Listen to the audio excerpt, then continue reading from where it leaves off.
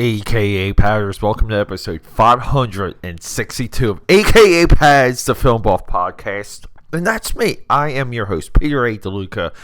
Apologies, everyone. I don't know what happened. I went on this bro vacation to Ocean City, Maryland, did a lot of things, talked to a lot of people, came back 100%. But then I had like a birthday celebration. So it was all day in Center City, Philadelphia. The high and the low, the top and the bottom. Ended up near the river. Had to go into the office late Sunday, then back in early Monday to complete this one project that I kind of was naughty about. I skipped out a little bit early on Friday. But when I went back, like essentially Monday, I go back, knock everything out, then have to go back within the middle of the day. And ever since then, I just been like congested and like cloggy all over. I don't feel sick. Hopefully I don't look sick, but all of that stuff. So that's my long explanation to explaining to all of you my voice right now, because I know so many of you love it. We're talking Netflix. You guys know I love Netflix. I really do. 2022, Adam Sandler, Hustle, basketball. Here's the crazy thing. This movie is produced by LeBron James. And if you go to something, not that we give it any type of credit, but I just wanted to paint this picture. We go to Rotten Tomatoes.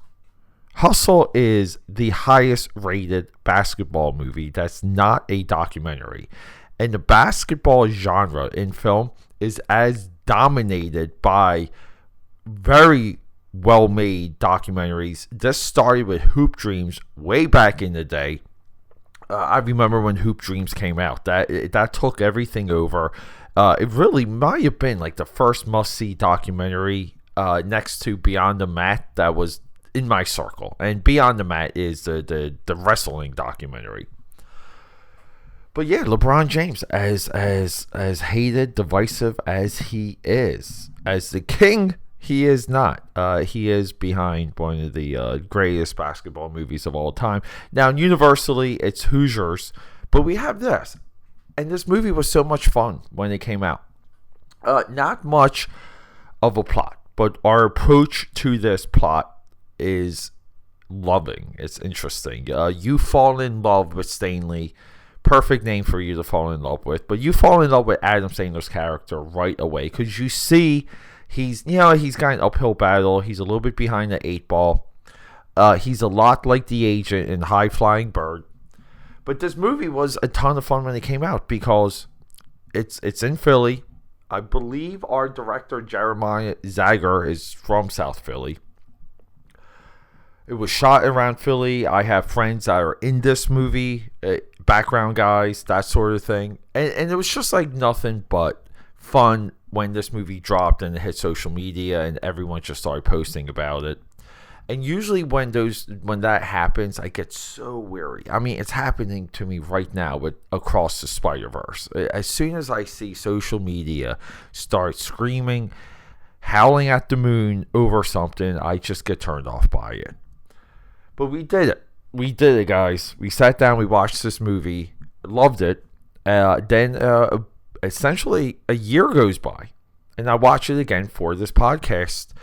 Fell more in love with it. I really understood that it's a legacy movie. It's a legacy movie in the terms of you're looking at for your own. Family is family, but family is also the people we have around us. We kind of see that Robert Duvall's character.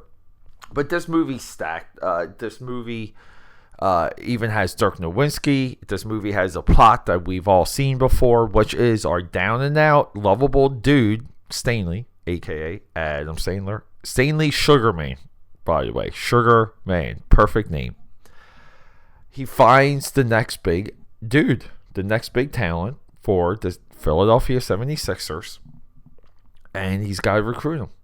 And it's no different than the Air Up There. This would be a South Philly version or Philadelphia version of the Air Up There.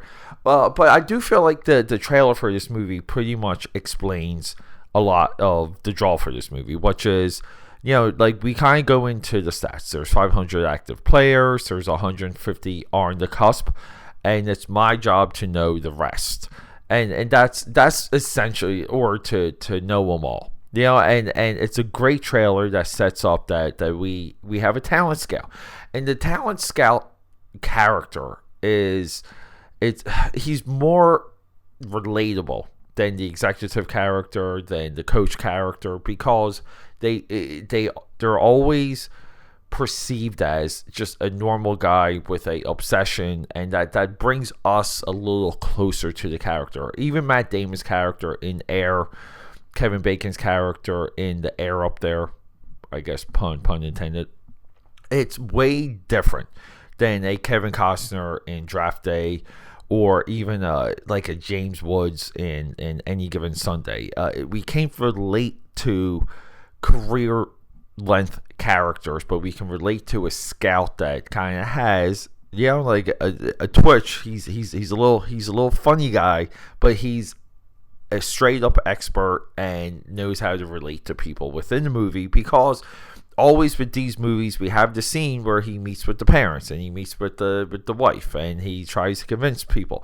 Again, Brad Pitt's character in Moneyball, not exactly relatable, but like that movie's so well constructed, we're pulled into the life of Brad Pitt, and that's kind of what you get with even something like Blue Chips or Hoosiers. Like, we're pulled into the way that they work, and that's a little bit more fascinating. Again, like Al Pacino, Any Given Sunday, it is Philly. You see a lot of Philly, you see a lot of local sites. You get the flavor of a team that's on the cusp, a team that is there to compete.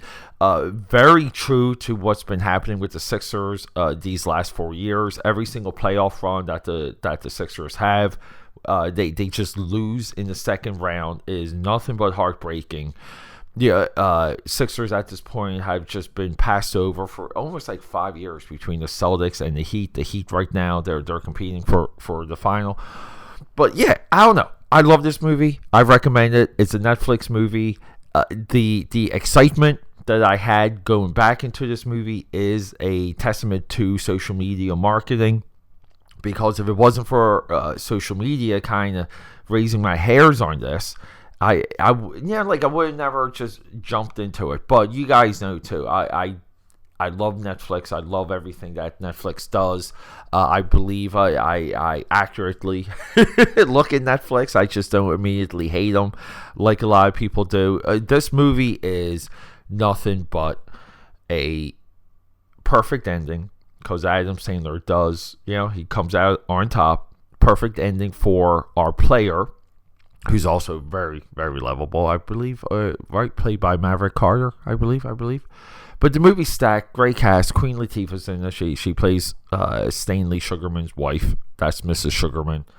And yes, you can kind of pair this movie with Uncut Gems. Now, Uncut Gems, just quick side note on Uncut Gems, that's listed on a lot of sources as a basketball movie. Let's just say it revolves around Kevin Garnett and basketball and the Celtics. Maybe like second most recent championship run when they beat the Kobe Lakers, but it's about other things, and I debated on including Uncut Gems on this list, but you can really pair this movie with Uncut Gems and get like a basketball 1-2 punch. I do recommend that, but this movie and its charm and its love for Philadelphia and its amazing cast, and it's big shout out to Jeremiah Zagler, who really up until this point he's only made documentary shorts, and it seems like he does have one movie, We the Animals. I am very curious about that, but yeah, and I don't know what else he has coming, but this is essentially a first time filmmaker, but he spent a lot of time behind the camera and in editing bays making documentaries, and we know that can be a grind. I look forward to more from Jeremiah Zagler, but a little bit of a pattern. Like we cherry pick talent, and the talent kind of doesn't go off and do other things. That makes me believe that there's a golden handcuffs in contracts.